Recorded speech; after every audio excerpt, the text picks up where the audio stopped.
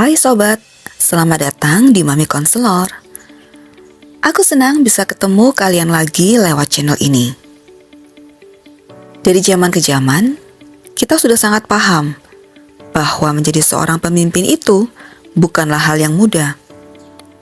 Kata siapa?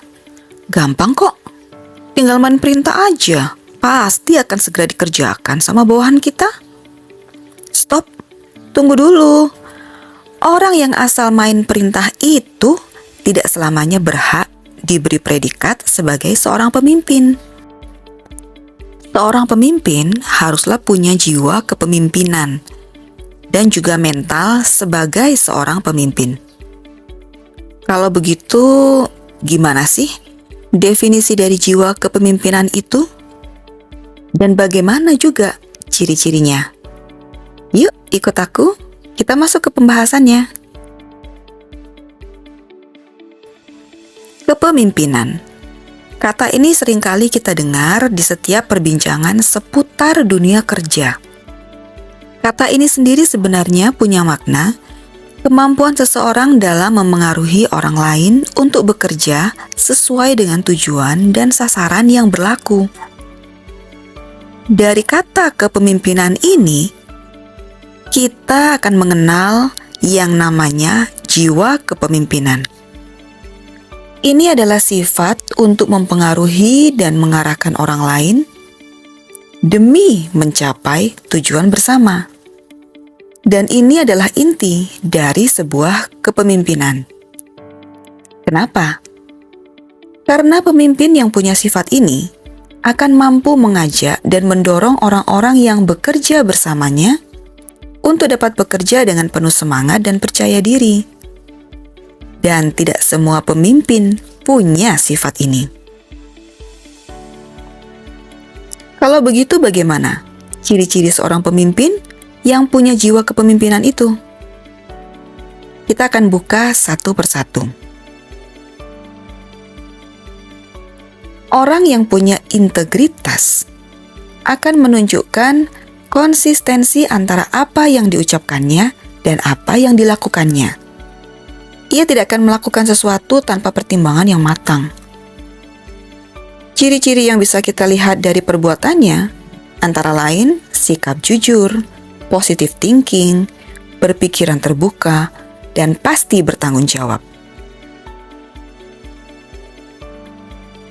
Berani yang dimaksud di sini tentu bukan dalam artian ngawur dan semaunya sendiri.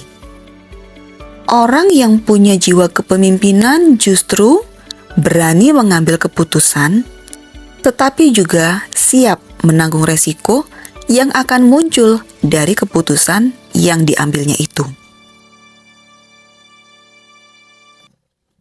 Seorang pemimpin yang punya jiwa kepemimpinan bisa dipastikan akan menghormati orang lain yang dia anggap sebagai sesamanya manusia secara sadar, tanpa memandang status dan juga posisi. Tidak peduli itu adalah pekerja atau pegawai di tempat yang sedang dipimpinnya. Ia tetap berpikir bahwa mereka tetap berhak dan layak untuk dihormati. Seperti yang kusampaikan di awal tadi, orang yang asal main perintah itu tidak selamanya berhak diberi predikat sebagai pemimpin. Ya karena inilah alasannya. Tidak semua orang bisa menghormati sesamanya. Yang ada malah sebaliknya. Ketika ada di posisi sebagai pemimpin, sikap semena-mena dan semaunya sendiri, itu seringkali dijadikan tameng mentang-mentang posisinya sebagai seorang atasan. Asal memerintah saja bukan berarti dia pantas disebut pemimpin ataupun pantas jadi seorang pemimpin, karena seorang pemimpin pasti punya jiwa rendah hati dan empati seperti ini.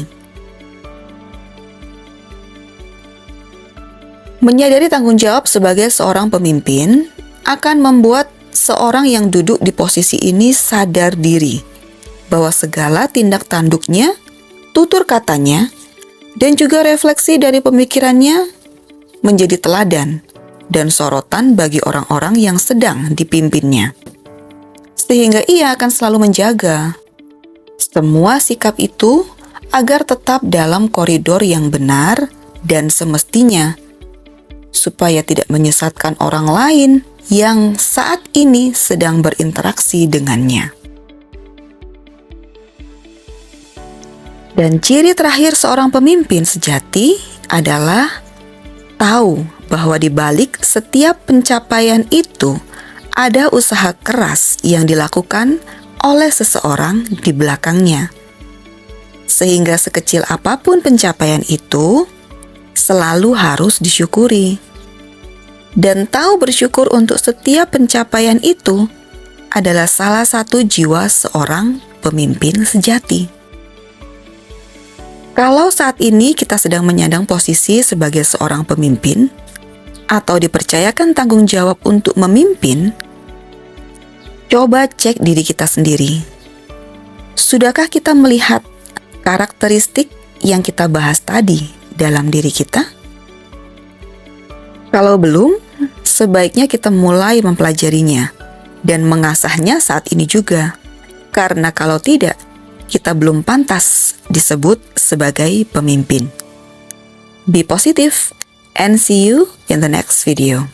Bye-bye.